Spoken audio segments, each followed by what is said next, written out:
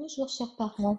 Je ne pourrai pas vous faire de réunion concernant l'échange étant donné que je suis encore en arrêt maladie, alors je vous fais une petite vidéo avec les données importantes.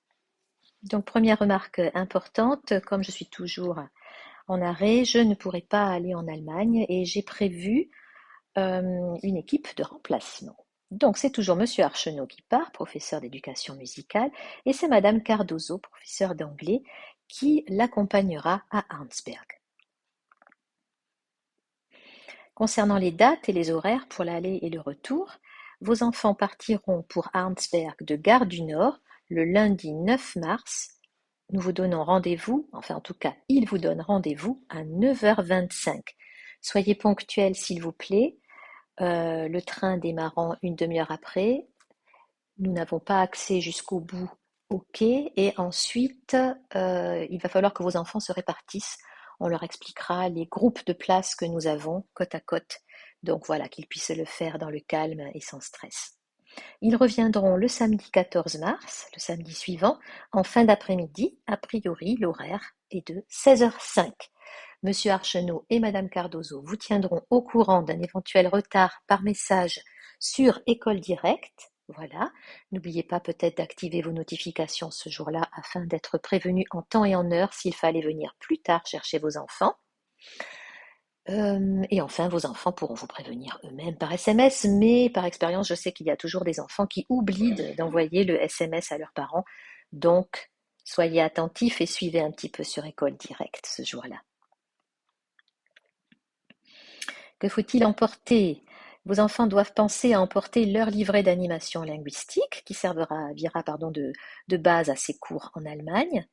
De l'argent de poche, c'est vous qui choisissez combien pour acheter des souvenirs ou peut-être goûter quelques gourmandises de temps en temps ou s'acheter une petite boisson sur place, même si ce sont bien sûr les familles allemandes qui assureront les pique-niques. À ce sujet, que vos enfants n'hésitent pas à intervenir pendant l'élaboration des pique-niques pour dire s'ils aiment ou pas tel ou tel aliment qu'on leur propose. Je mettrai en lien sur École Directe 2 vidéos où vos enfants pourront apprendre à parler ou réviser comment parler de leur petit déjeuner, ce qu'ils aiment manger, boire au petit déjeuner et aussi au repas, qui pourra les aider pour communiquer avec les familles pendant l'élaboration des pique-niques. Il faut également penser à emporter des chaussures confortables, étanches et des vêtements également étanches et qu'ils aient sur eux, qu'ils soient filles ou garçons, une pochette ou un sac, une banane, je ne sais pas, pour avoir toujours sur soi sa carte d'identité, sa carte européenne d'assurance maladie et son argent de poche. Il est d'usage d'apporter un petit cadeau à la famille d'accueil. Voilà, des petites choses suffisent, soit des gourmandises, soit de petits objets de décoration. Nous partons, enfin ils partent en voyage scolaire. Je vous rappelle les interdictions dont j'avais parlé lors de notre réunion du 13 novembre. La consommation d'alcool, quelle que soit la quantité, de drogue, quelle que soit leur nature, ainsi que fumer n'est pas autorisé et ce 24 heures sur 24 en présence ou en l'absence des professeurs, en présence ou en l'absence des familles. Le port du voile n'est pas non plus autorisé. Toutes ces mesures sont conformes au règlement intérieur de Petit-Val, voilà, qui va s'appliquer durant toute la durée du voyage puisque c'est un échange scolaire. Le petit logo à droite concerne les vols. Si votre enfant ne dispose pas de suffisamment d'argent et qu'il veut absolument s'acheter un souvenir, il peut toujours demander à Monsieur Archenot ou à Madame Cardozo de lui faire une avance avec votre accord que vous pourrez rembourser à l'arrivée. Voilà, mais attention à ne pas se laisser bercer par l'illusion qu'on est en Allemagne et peut-être il n'y a pas la police, etc. Si, hein, bien sûr, elle est là et elle veille au grain. Tout élève ne respectant pas ces règles s'expose à de lourdes sanctions pouvant aller jusqu'au conseil de discipline et donc l'exclusion du collège à l'arrivée en France.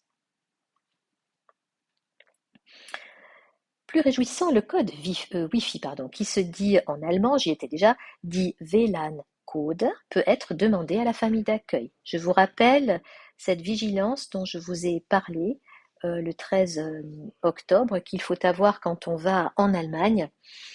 Attention à ne pas télécharger de façon illégale certains contenus via le Wi-Fi, le code Wi-Fi de la famille, car en Allemagne, l'amende est tout de suite reçue dans les 24 heures par la famille et elle peut s'élever à des taux, à des montants allant jusqu'à 1 600 €, voire plus, qui sont à payer immédiatement.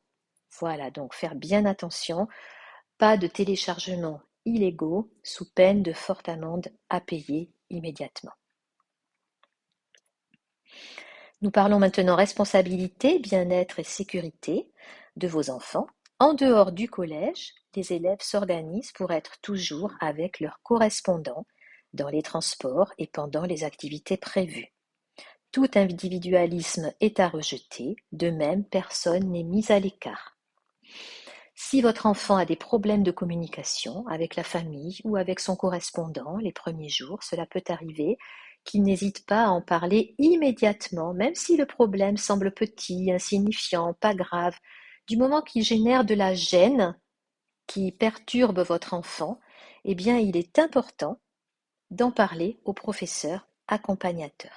Ainsi, ils pourront en discuter avec Madame Munoz, et puis à quatre, on peut résoudre très facilement des problèmes de communication qui sinon prennent de l'ampleur pendant la semaine.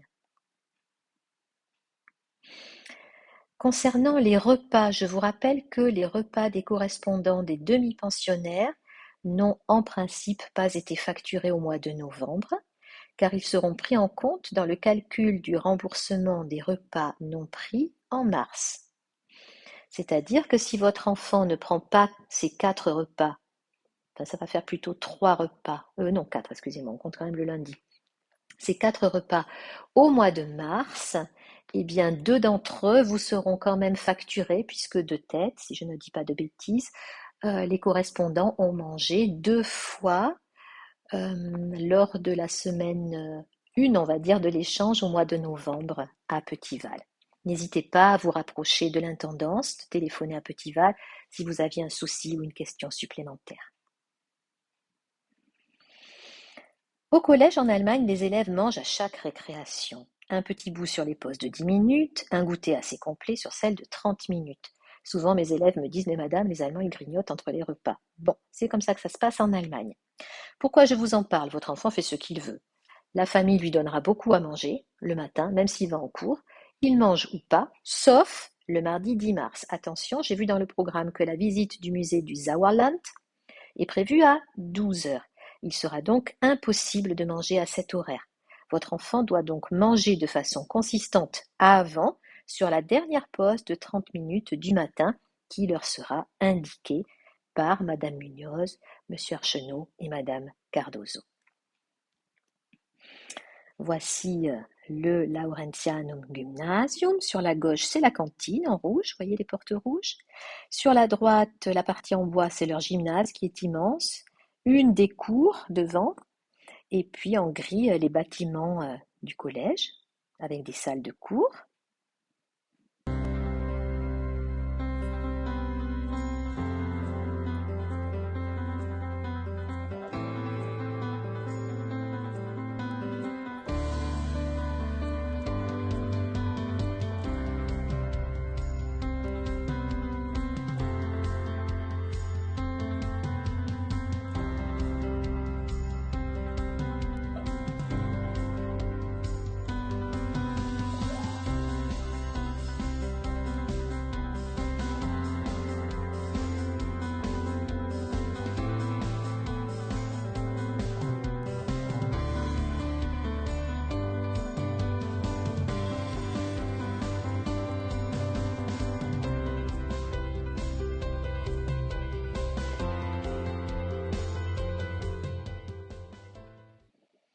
Après cette petite vidéo sur Arnsberg, voici une vue à gauche sur toute la ville, prise d'en haut depuis le château, et la petite tour et les maisons à colombage typiques de cette ville. Pour terminer, les numéros de téléphone pour les cas d'urgence. Cas d'urgence médicale, on va dire. Les professeurs ne sont pas là, les parents peut-être non plus. Vos enfants prennent leur téléphone et appellent le numéro gratuit, le 112. Pour s'en souvenir, facile, 1 plus 1 égale 2, c'est le moyen mnémotechnique. Ce numéro est gratuit, votre enfant parle en français et tout de suite, sur place, il cherche quelqu'un qui parle également français.